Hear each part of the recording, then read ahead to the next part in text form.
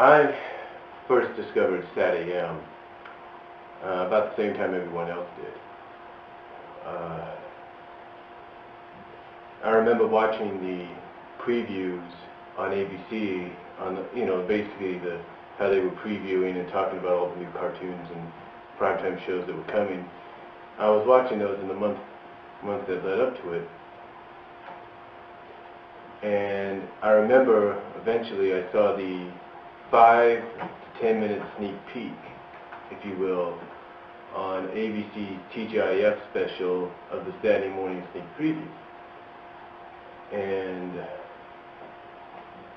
I remember just watching those first 5 to 10 minutes of Sonic SatAM, and I was just like, wow, this is going to be something truly, truly amazing. I mean, to see that kind of a show coming out on Saturday mornings, it really, and based on a video game of all things, because, we've seen how video game cartoon adaptations have turned out. Some have turned out good, some have not.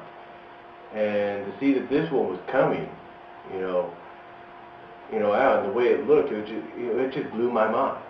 It just blew my mind. And I remember getting up early the next morning and watching the whole episode, which was entitled Supersonic. And I've said this many times in many videos. I've said this I've told many fans online through message boards, emails, and all that I have to give the writers of that episode credit, because they legitimately made me believe that the characters of Princess Sally Acorn and Bunny Rabbit were going to remain under Robotnik's control for at least the rest of the season. But as we found out, if you watch the episode, that wasn't the case. Sonic was able to free them. But yeah, when I first discovered it, like I said, it just really blew my mind at how well done it was. And I tried to watch, and here's the thing during the first season of the show, I tried to watch it as much as I could, but I couldn't. The problem was, my family, due to some personal reasons that I won't get into, were moving back and forth, kind of. We had moved from the West Coast to the Midwest, so I was living in the Midwest when the show debuted. And again, due to personal issues, we moved back to the West Coast, and we ended up living with my grandparents.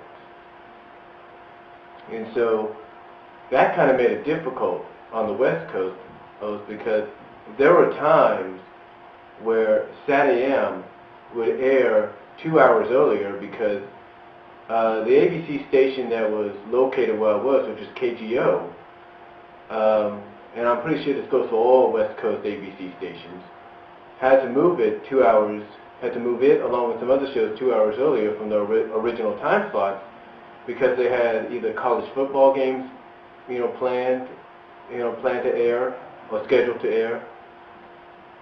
They had PGA golf tournaments, maybe presidential addresses. Who knows? Maybe even NFL wildcard games. We don't know. But they had all this schedule at times during the fall. So during the fall season, which was like the inaugural season or the premiere season, it was kind of difficult for me to watch it, at the time, for myself to watch it. I mean, I tried everything, basically. I tried everything. I tried to get up early and watch the show, but I couldn't because basically my family and I were sharing like one room, like one bedroom was like our living room and our bedroom kind of deal. But again, I'm not going to go into any detail because that's personal. But basically, let's just say we shared one room. And anytime they came on early and I knew about it, I tried to watch it, but my family would tell me, turn it off, go back to bed. And then there were a couple times that, if I remember correctly, I snuck out of the room, went into the living room, tried to watch it there, or into the kitchen and tried to watch it, but my grandparents would catch me and tell me to go to bed. So it wasn't until, again, due to personal family issues, that I ended up moving back to Kansas, in the Midwest, I should say, which is where Kansas is, with my father. Only then was I able to catch up on Sonic SatAM. Only then was I able to catch up on the first season In fact, I used some variety tapes, some VHS tapes, which I called my variety tapes, and I recorded other animated shows on. That I recorded SatAM's first season on. I even dedicated a whole tape to the new second season. But, you know, and speaking of the second season, I actually missed the first episode. I actually missed the season premiere episode of the second season, which was Game Guy, because I overslept. I only watched like the last 10, 15 minutes of it.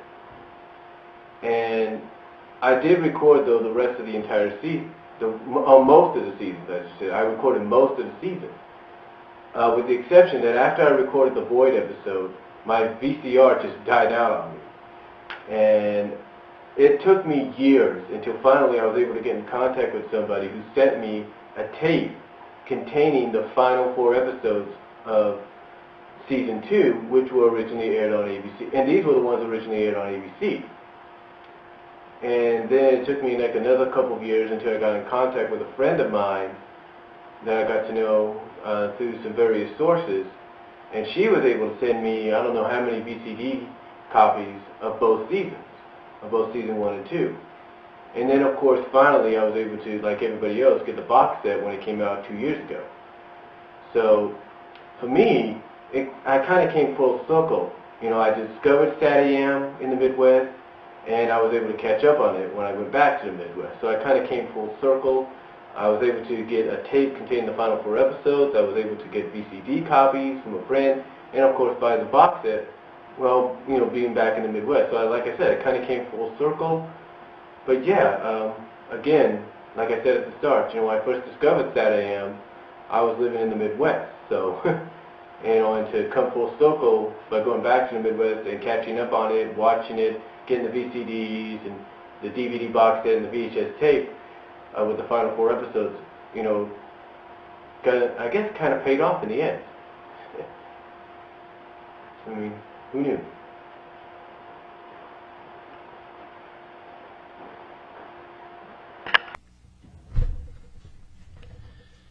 Hello, YouTube.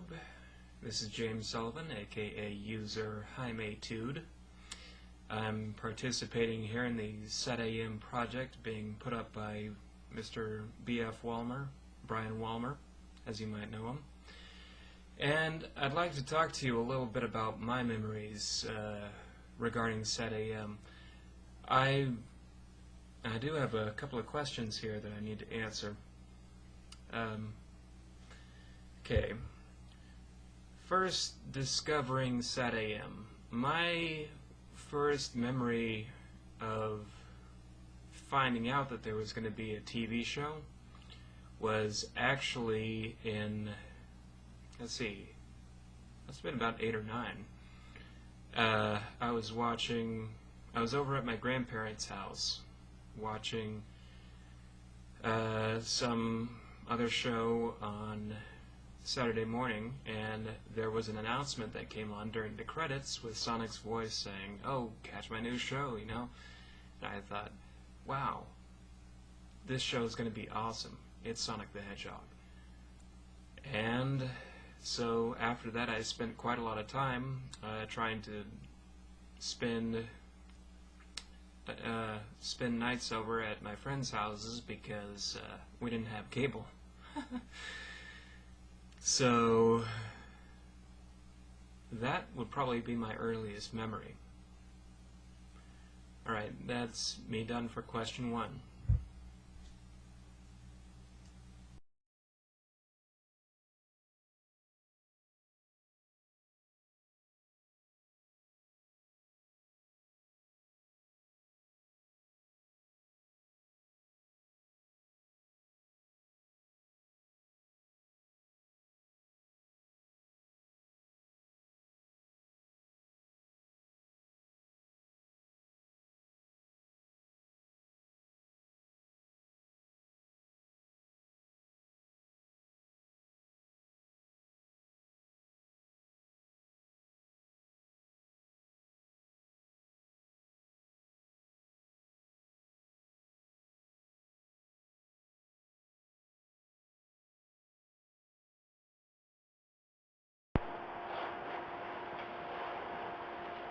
The best stories that I feel came out of SatAM. As we know, both seasons had some great episodes, some great stories in them. But I have to say that out of season 1, I have to go with Sonic and Sally, Ultrasonic, Sonic and the Secret Scrolls, and of course the pilot, Heads or Tails. The reason I say those episodes is because Sonic and Sally. The one unique thing about season 1 that I think a lot of fans caught up on was the fact that every episode had Sonic's name in it. Because, even though an episode would be focused like entirely on another character or characters, it would still say Sonic, so to kind of indicate, yeah, Sonic's in this episode and everything. But Sonic and Sally, which honestly I think should have been retitled Sonic, Tails and Sally, well, Sonic, Sally and Tails. It was really a good episode because it was Tails who actually was able to deduce and figure out that the Sally that was in Knothole at the time during the episode was not the real Sally. And I really like that because it shows that the innocence of a child can see the truth. I think that's like an old saying, like the innocence of a child can see what's true and what's not. So basically they can see through a lie. And Tails was able to see through this lie that Robotnik had planted in the freedom fighters. He was able to see through this lie, and because of that, he was able to help the freedom fighters eventually figure out the same thing, and free Sally, the real Sally, and basically free the real Sally from Robotnik's clutches. So yeah, that was a good episode because, like I said, it showed the innocence of how a child's innocence can detect what's real and what's not. At times, what's true and what's a lie. And I also like it because it kind of focused on the relationship that Tails had with Sally. I mean, not with Sonic, but with Sally, which was, kind of unique because usually, if you look at an episode like that, you think it's going to focus on Sonic and Tails' relationship, but it mostly focused on the relationship Tails has with Sally. So that was pretty good. Ultrasonic, I have to say, was a good episode because not only did we get introduced to Uncle Chuck for the first time, but we find out that one of the reasons Sonic has a vendetta against Robotnik is because it's personal, because Robotnik took his Uncle Chuck away from him. And also the fact that, to me, I like it because, with the exception of Uncle Chuck being with them, it's one of the only times you see Sonic and Bunny Rabbit team up. Like I said, with the exception of Uncle Chuck being with them, it's the only time you see Sonic and Bunny team up because usually you see Sonic teaming up with Sally and Bunny, or with just Sally. And, I like that pairing too, but for Sonic but to me this was a good pairing too because these are like two of the strongest members of the team. Bunny because of her strength, because of her cybernetics, and Sonic because of the speed, and that was a unique pairing. And I think in a way that's what fans wanted sometimes, to see those two. And I think that's why it's so popular. That's why fans are so happy sometimes when they see these two characters team up together in the comics sometimes, because the two of the most unique and most powerful freedom fighters that's in the group. But still, it was a very unique scenario earlier to see that. And I also like the fact that, it's, in a way, it's kind of like a victory for them, but it's also like a defeat. Because even though they have victory, they also have to sacrifice to get that victory. And a sacrifice is sometimes like a defeat. And that sacrifice was Uncle Chuck losing his control again. Because what happened is they were able to use a power ring to help Uncle Chuck, regain his free will. But as we saw during the episode and at the end of the episode, Uncle Chuck was fighting and eventually lost his battle and his free will back to Robotnik because the power ring's power wasn't, so strong. And it was also the only time I think we've ever seen Sonic cry in an episode. So overall, it was a very decent episode, and definitely set up for something we would see later on in season 2.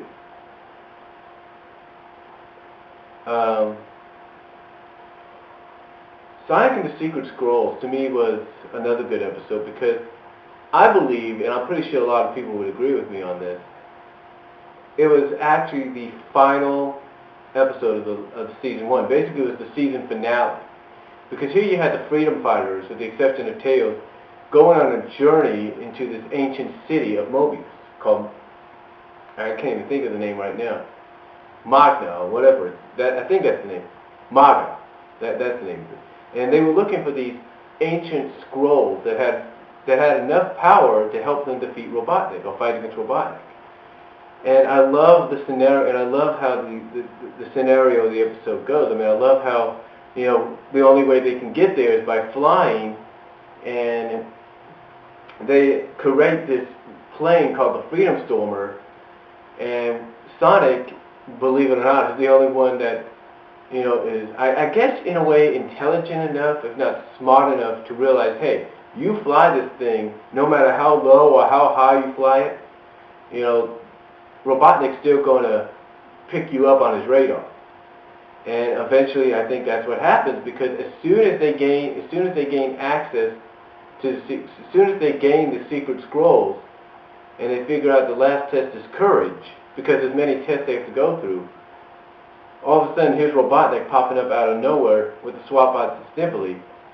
And just like Sonic said, even though he didn't really mention it afterwards, I think in a way Robotnik followed them through his radar. And the reason I also think it's the finale to the first season is because Robotnik, after him sniffing the swap bots, are blown off a hill, blown off the mountains, if you will, by a wind tunnel, and Sonic kind of, you know, telling everybody, hey, you know, Robotnik's history, you know, he's toast, he's done. And Bunny's reaction of, you know, like, he's dead, you know, I can't believe that. You know, those are indications to me that this was the season 1 finale, because Robotnik, after him and Snipply climb back up the mountain, he tells Snipply that Sonic is going to pay dearly for what he did and to mark his work. So that's why I believe this was the season 1 finale, and overall it was a generally good episode, because there are a lot of things in there, you know, that, you know, told you it was like the finale to the first season. And of course, Heads or Tails, which was a good episode as well. Of course, it was the pilot, and it was the only rare time that you saw the characters in the early comic book incarnation on the screen, so that was pretty cool. And it really gave you an introduction to who the characters were, even though, like I said, they were the early comic book incarnations. So those are my best episodes out of season 1. Season 2, of course, I think everybody knows, is Blast of the Past, The Void, and all the Doomsday episodes, and all the episodes leading up to Doomsday. The Blast of the Past one was because it was an origin story, and we basically got to meet the king for once. We can finally see Sally's father and who he was, and we also find out exactly what happens to him, and how this whole takeover by Robotnik took place. And we also get to see the Freedom Fighters as kids, and how almost because of the teenage adult Sonic and Sally going back in time and trying to prevent this takeover from happening, how that almost affected their future. And I like how Sally kind of intervenes in the space-time continuum anyway by preventing Rosie from ever leaving Knothole. Because in the original timeline, Rosie does leave Knothole and gets roboticized in the process. But because Sally stuck her nose in that, Rosie does not get roboticized and she remains in Knothole. The Void, because, you know, Sally finally finds out what her father is. We get sort of a prelude and introduction to Doomsday. We get introduced to the person that was originally supposed to rule Mobotropolis, which is Axis Nagus. And also they finally gain the Freedom Fighters list, so I like that one. And of course the Doomsday Project episodes, you know, Cry the Wolf, Druid Hedge, and Spyhog, and Doomsday Project episodes. So, because they had everything. You know, Cry the Wolf, you know, we used the Freedom Fighter list to find the Wolf Pack. Druid Hedge, you know, Tails finally becomes a Freedom Fighter. And also the introduction of the Power Stones, which play a role later on. Spyhog, because Uncle Chuck's, you know, secret gets out, but eventually he tries to keep it a secret later on. And of course, Doomsday Project, you know, what more can you say about it? What more can you say about it? Because it has everything in there. It brings in the Power Stones. Sonic and Sally, you know, use those to destroy the Doomsday Project, sally for temporary time, gain Sonic's super speed, and I think a little bit of his attitude or personality. And overall, just generally a good episode and finale to the series. Originally, I think it was supposed to be a season finale, but it's a finale to the series. Overall, very good, and yeah, to me, those episodes of the season 1 and season 2 are some of the best stories I think ever came out of SatAM. With all respect to the others, those I believe were the best. I truly do. So to you a little bit.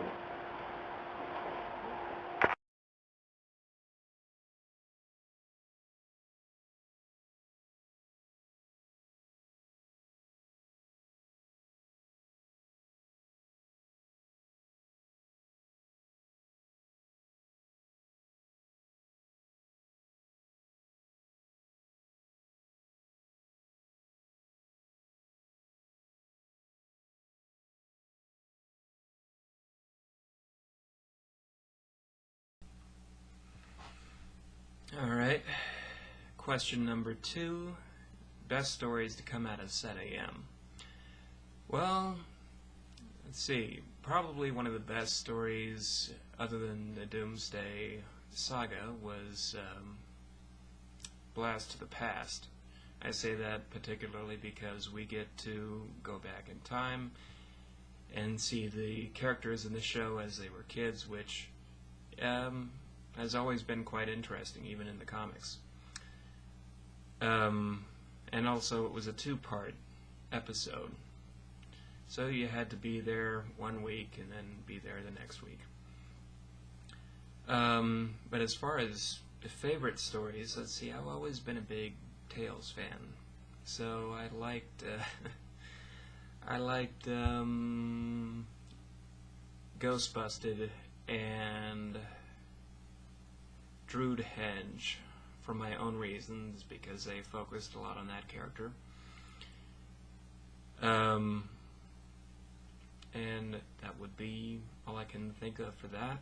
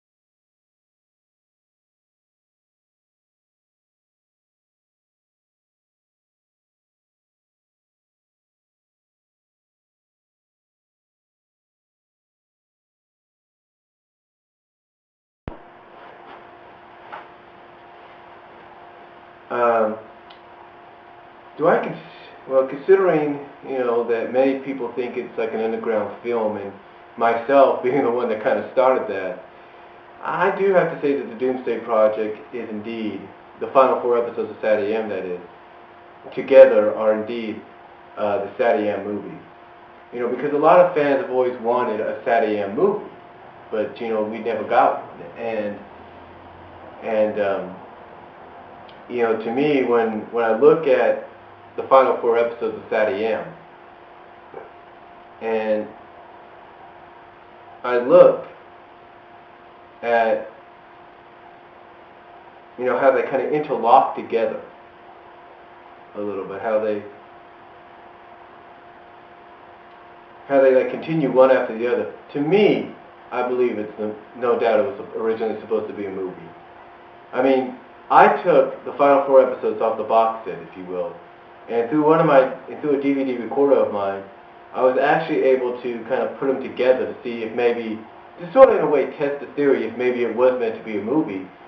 And when I did that, and I did this recently, I put the title Doomsday Project, and I just went and to see what would happen. And as soon as I did that, and it went right to Cry of the Wolf, no title introduction or interruption, and no title card, I should say, interruption. And I saw that. To me, it's like, wow. Looking how well it was done, I was like, wow. If this wasn't meant to be a movie, I don't know what was. And I think originally they had planned maybe for those episodes to be aired as a movie. I mean, I've always had this feeling that, somewhere, 15 years ago, they had originally planned for the final 4 episodes to be aired as a movie. That someone may have come up with that idea to probably air it as a movie, maybe air it maybe on TGIF Friday nights, Saturday nights, or Sunday evenings. But I think that's what someone may have had originally planned. I could be wrong, but I've always had this feeling that could have been what happened. But unfortunately, that never really came to pass, because like I said, I don't know if that really was something they had planned or not. And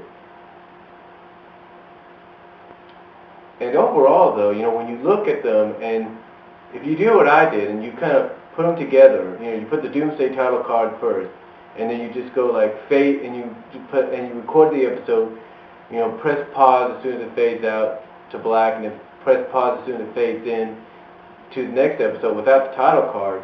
You kind of notice that it looks exactly like that. It exactly feels like it's supposed to be a movie, because the way it's interlocked, the way one story goes from the other. So, yeah, honestly, I do believe that in a way, the final 4 episodes of SatAM, which were Cry of the Wolf, Druid Hedge, Spy Hog, and Doomsday Project, were originally supposed to be the movie. Or, in this case, is the SatAM movie. Underground or not, is indeed, in my heart, and I'm pretty sure a lot of people agree, is indeed the SatAM movie. Either we get one that's computer-generated imagery, or live action, or whatever in the near future, that's based off SatAM in some way. This, to me, will always be the movie of Sonic's SatAM, and that is Doomsday Project Saga. No doubt about it.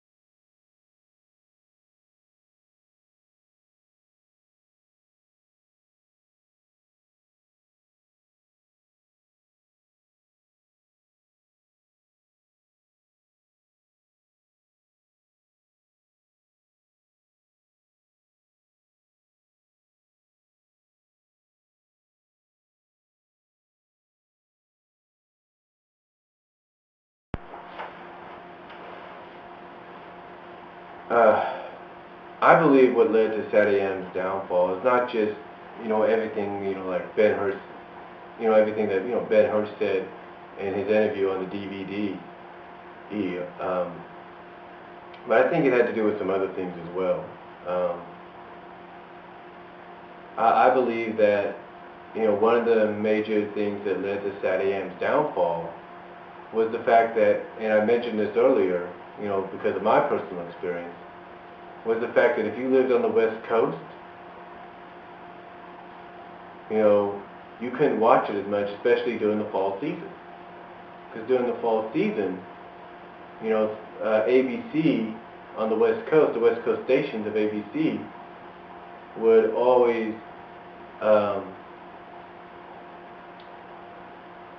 you know, every now and then would have something planned on set, have a sporting event or some kind of presidential event planned for that Saturday. So if like a college football game was scheduled to air at 9 o'clock Pacific, then that means all the shows, including SatAM, would be moved an hour or two earlier.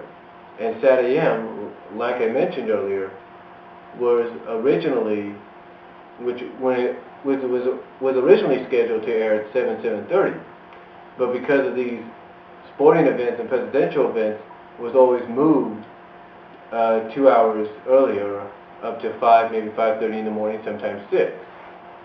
And again, for me, it made it difficult because sometimes I would try my best to turn on the TV and watch the show, but then I'd be told to go back to bed. And sometimes I'd try to sneak out into the living room or the kitchen and try to turn it on, but be caught and told to go back to bed. And I'm sure I'm not the only one that lived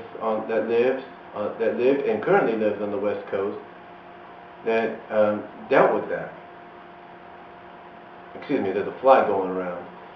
But I'm not the only one that dealt with that. You know, I'm pretty sure that there was other people growing up that dealt with it too. To me, it's like if you lived in the Midwest, past the Mountain Time Zone, and most importantly on the East Coast Time Zone, you were able to see the series. On the West Coast, you couldn't, but Mountain, Midwest, and East, you were. That was the unique thing about it. You know, you were able to watch the show as it originally aired and during its original time. You know, there was nothing, blocking it. You know, there's nothing interrupting it. You were able to watch it at the time it was originally scheduled. And to me, I always thought, if ABC wanted to, the local stations on the West Coast of ABC wanted to, they could have easily, knowing that Sonic was probably the most popular show they had on Saturday mornings, could have easily left it the way it was. And yes, there were times they did, but most times they didn't. You know, because as Ben Hurst, and to quote what he said, they were being bounced around, if you will. They were being bumped around a lot because of these events, because of these sporting and presidential events. You know, so you couldn't really watch the show the way you wanted. And that's what, to me, caused it to fall in the ratings, because one of the strongest television viewing shifts that, television has, that any network has, is on the West Coast and the East Coast. Midwest and Mountain Time Zones, Central Time Zone in the Midwest and Mountain Time Zones, those are strong too, because the shows don't really have to move around that much. But the West Coast and the East Coast are your strong viewing areas for television, for networks. And when one area has to preempt or move a show to an hour or two earlier in the morning, or something like that, or at a time you can't watch it, it hurts that show. It hurts its ratings. So for SatAM to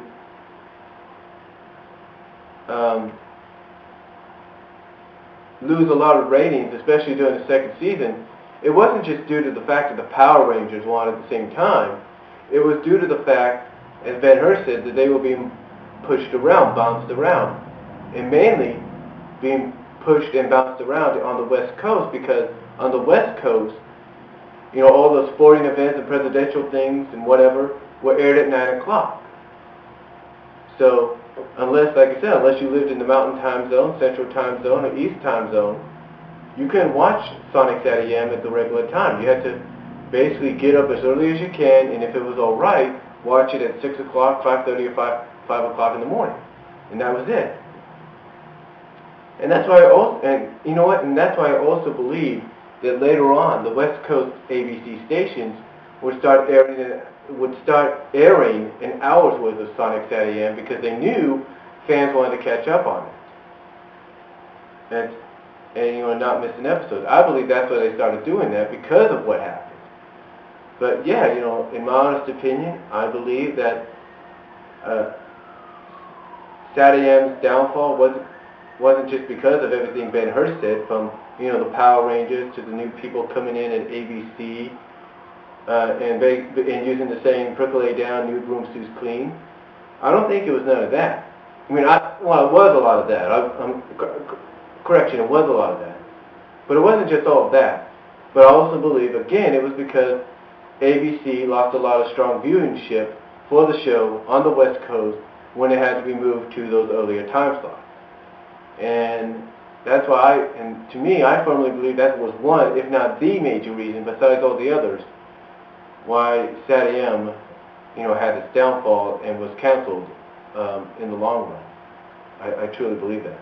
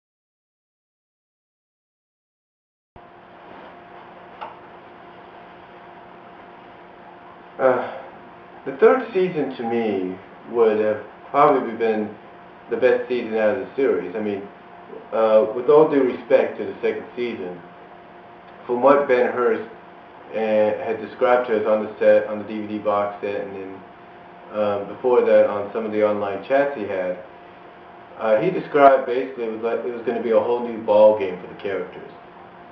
He said that Tails was going to get some new power that he would discover and use to help save the others, and save the other freedom fighters, I should say.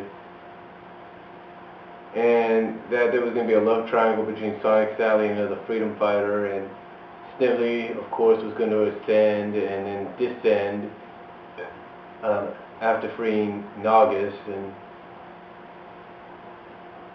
and eventually join the freedom fighters.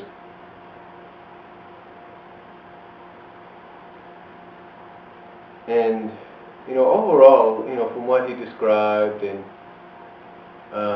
from what other fans have asked him about, yeah, I think overall, again, like I said, I truly believe the third season would have been the best out of them all. There have been some fans that have said, I don't know if they just spread these because these were rumors, or they're hoping this would happen. But there have been some fans that have said that they've heard stories that there were going to be other seasons after the third season. That there was going to be a fourth season with Knuckles and Mechasonic were going to appear. Stories that there was going to be a season 5 that maybe we were going to get introduced to Amy Rose possibly or something. Things like that. Maybe get introduced to the Chaotix. these are basically these are stories, and from that I've heard that fans, have talked about and have said that basically these are stories that they heard, of what could have been, that was originally probably planned for what if the third season had, been ran on television, of what possibly a fourth and fifth season would have been like.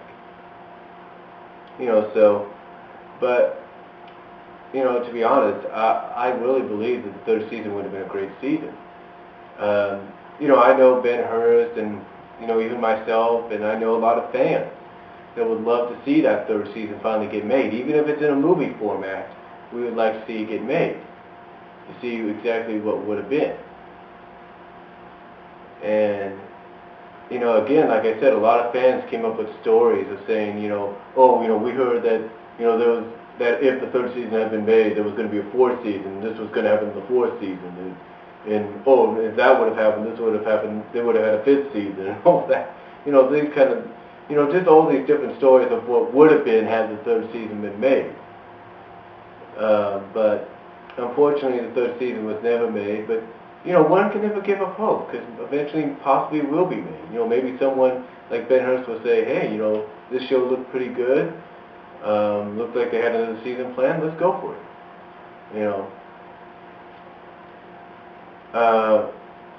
And the fans, the fan support for the third season is a strong one. I support a third season if it ever gets made. But yeah, fan support for it is really strong, because I can remember 4 or 5 years ago, I was on the internet, and I discovered one of the sites, which was SaTAM.com or SatAMFans.com or whatever you call it. And on this site, they had a webcomic that they made based on the Lost third season. And they took basically took titles, and they basically made like I said, they made webcomics out of these. So, basically they took what they felt and heard were the titles for some of the episodes, and they made, like I said, they made all these webcomics out of them. 2 webcomics were called Beware of the Aftermath, which someone said were the original titles for the 2-parter that was supposed to take place in the third season. And then another was called The Journal. So, these were titles that they came up with. And then eventually, some fan, I don't know who it was, finally took some time out and took Beware of the Aftermath, the webcomic, and turned it into some kind of flash movie, if you will, with bubbles, with little pop-up bubbles and everything, and a little bit of animation.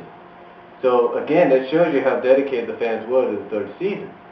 Even though some of the titles that the fans read about for the third season, they kind of felt were probably exaggerated or made up, or that perhaps somebody out there that knows about the fans' support for the show probably wants to play some kind of cruel joke.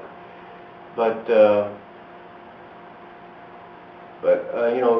yeah, I truly believe that, again, as I said, the third season probably would have been the best season, done for SatAM had it been made. And, you never know. Possibly it will be made. And maybe the support from the fans with these webcomics and everything based on what the third season would have been, maybe they'll be heard, and, someone will say, okay, let's make it happen. Hey, you just gotta have faith and pray it does.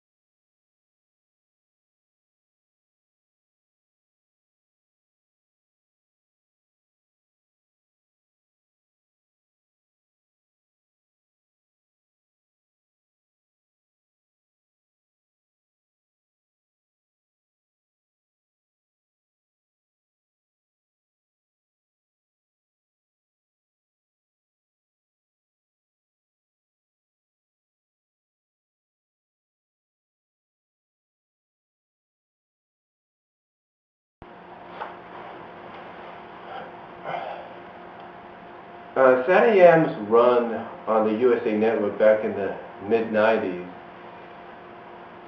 personally, was probably the worst thing that ever happened to the series. I mean, when I first found out that SatAM was on the USA Network, I was in school, and it was during the summer, I think, of '97, I believe.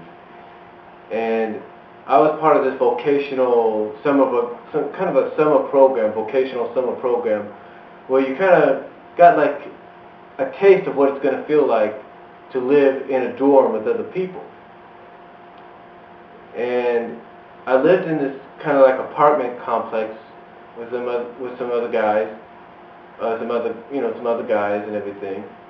And we went to work, and we had various jobs to take care of at other, at the universities or little small businesses, and we got paid for it.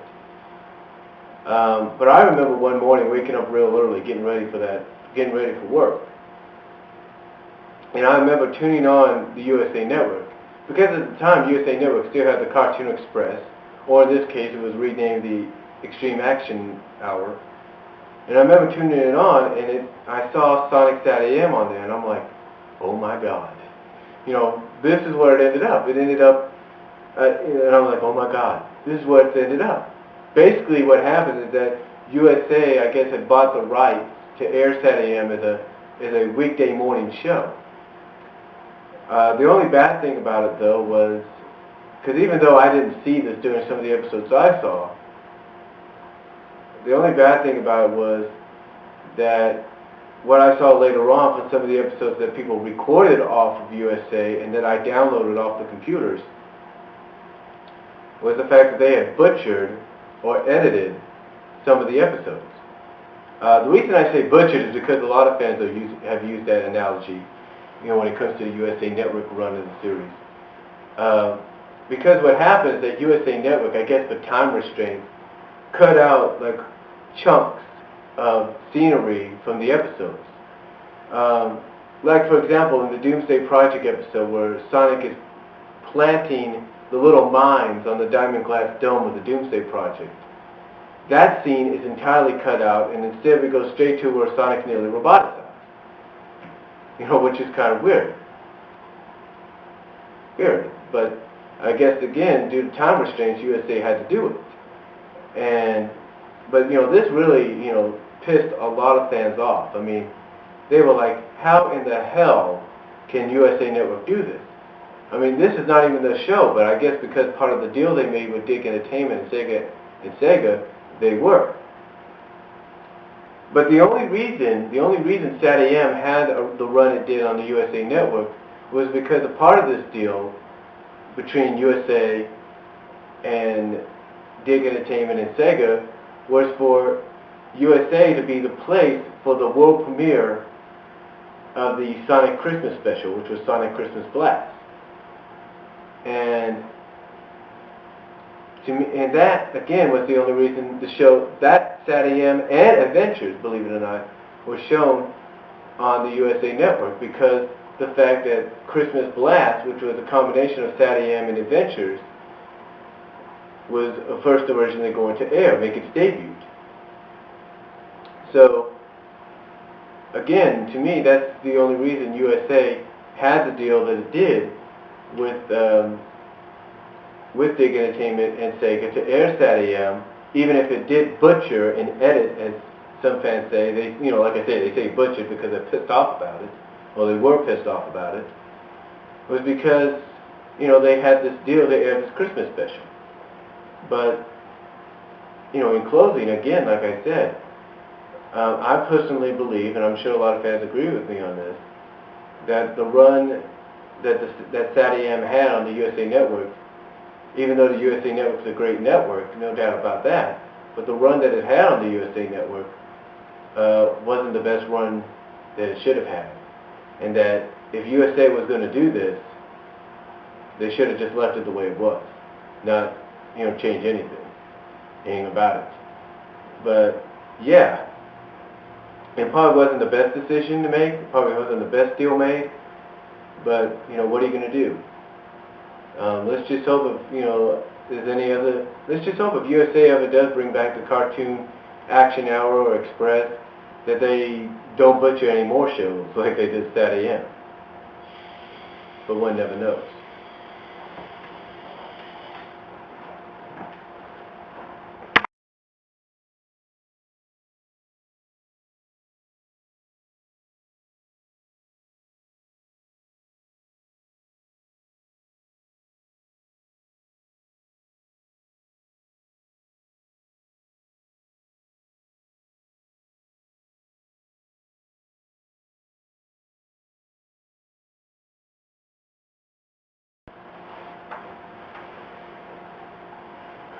Did SatAM inspire the stories that currently run in the comics? Honestly, hell yeah. And why do I say that? Well, like I mentioned earlier, Ben-Hur said in an interview that some of the plans that he had for the third season were to, have Tails discover some new power, was to develop a love triangle, was to have Snively ascend and then descend and join the Freedom Fighters. And you know what? All of this that he had planned for the third season took place in the comic book. Tails discovers his power in the comics, as we've seen. We have seen various love triangles between Sonic, Sally, and a character named Jeffrey St. John, who's like the leader of the Secret Service. Then later on between Sonic, Sally, and Mina Mongoose. And possibly in the near future with Sonic, Sally, and a character named Monkey Kong, and maybe even if fans maybe want to debate this, if they want to, Sonic, Sally, and Amy. Who knows? I mean, and then of course Snively ascending and descending and joining the Freedom Fighters, that too happened in the comics. I mean, currently he has ascended, along with the Iron Domain in the current storyline. But,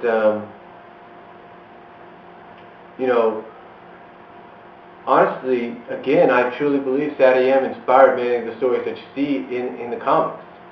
Because originally, you look at issue 0 of the Sonic the Hedgehog comic book, and Sonic and Sally, they meet in that issue while they're still teenagers, which doesn't make sense.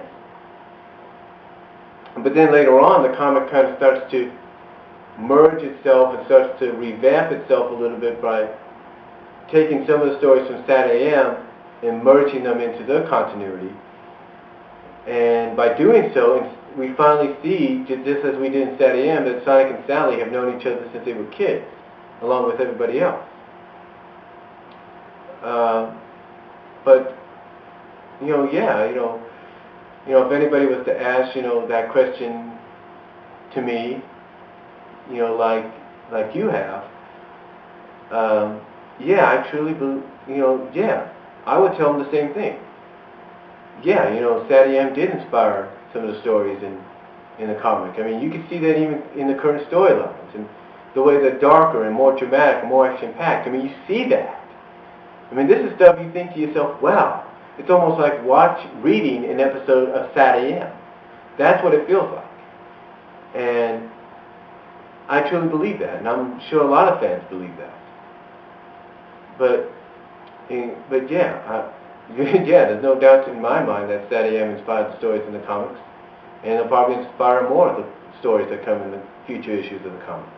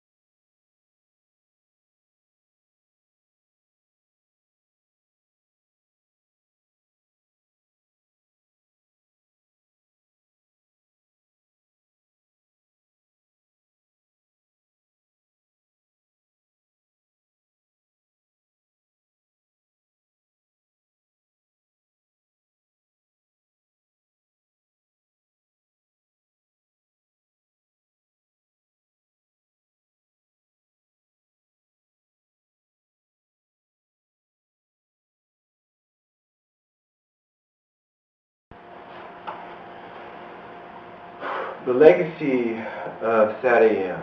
Wow. What kind of a legacy do I believe it's going to leave? Well, I think it's already left a huge legacy that continues on even to this day.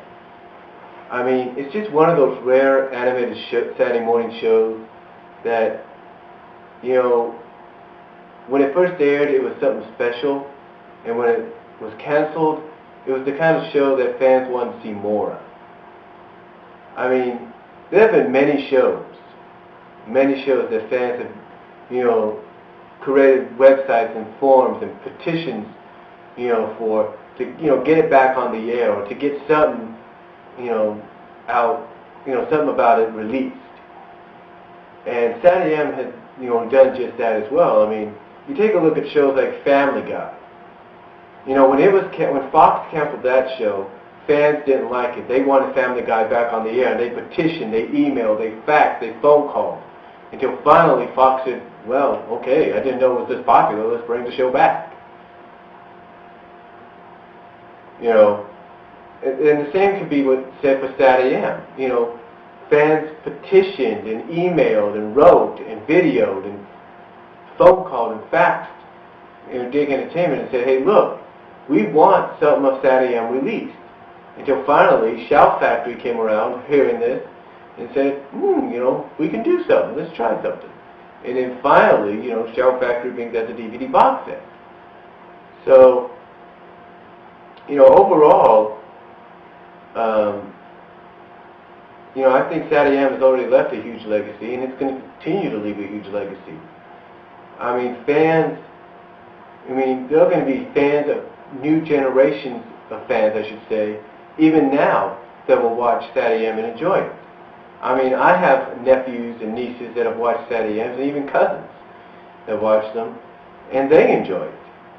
So, yeah, I truly believe that even when we're all long gone, that there are going to be generation after generations after generations that are going to watch SatAM, and they're going to enjoy it as much as we do.